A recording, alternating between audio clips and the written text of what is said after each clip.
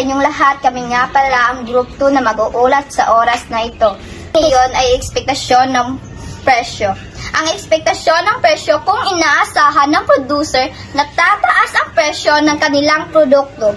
Sa madaling panahon, may mga magtatago ng produkto upang maibenta ito sa mas mataas na presyo sa hinaharap. Pamilihan.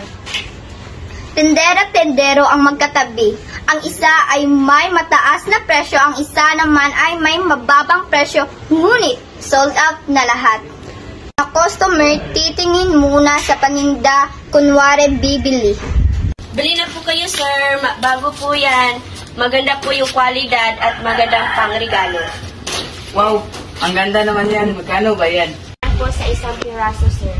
Naku, ang mahal naman yan. Hindi naman siguro gawa yan si Ginto, di ba? Pwede naman natin gawing 500 yan.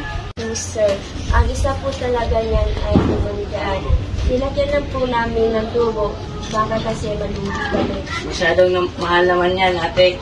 550 piso, pwede. Talaga pwede eh. Yung supplier po namin magagalit. Sa susunod na nga lang, mahal naman mga gamit ngayon. Labas ang customer sa pintuan, papasok naman si customer 2 at magmamasid hanggang sa napansin niya si nagtitinda 2.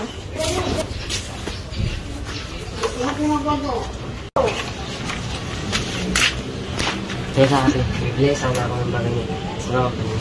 Sir, naubos na po kasi yung mga bag. Madami po kasi bumibili kaninang umaga. Dito lang po meron.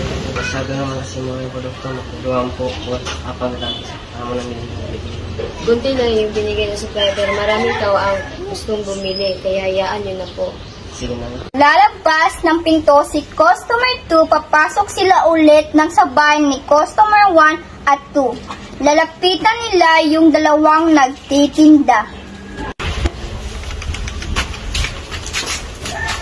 Ate, pansin ko masyadong mura yung bili mo. Ang bilis tuloy mabusin, ayaw mo kayong tasa yun. Masyadong mahal naman yun. Baka wala nang bumili. Ay nako, tama lang yung 500 para sa inyo kasi may equilibrium. Ang market equilibrium ay ang punto kung saan ang quantity supply ay magkatugma o magkapareho. Bakit hindi ko makita kung ano yung sinasabi? Maaari mo bang ilaras kung kita ng isang graph? Dahil sa definition nila sa demand curve at supply, hindi natin silang ipasama at ang nakikita mo puno kung saan sila ay natutagpo ay ang tinatawag natin market equilibrium. Diyan tayo nagkakasugma sa presyo at daming na produkto. Wala po na natapos ang aming inuulat ngayon. Dahil doon nalaman ng dalawang nagtitinda kung ano ang ibig sabihin ng equilibrium. At dahil doon nalaman nila kung papaano ito gamitin. Tataasan o bababaan ba ang presyo? At mas madami silang nalaman sa dalawang customer kung ano ang ibig sabihin nito. At para hindi sila malugi kung gagamitin nila ito.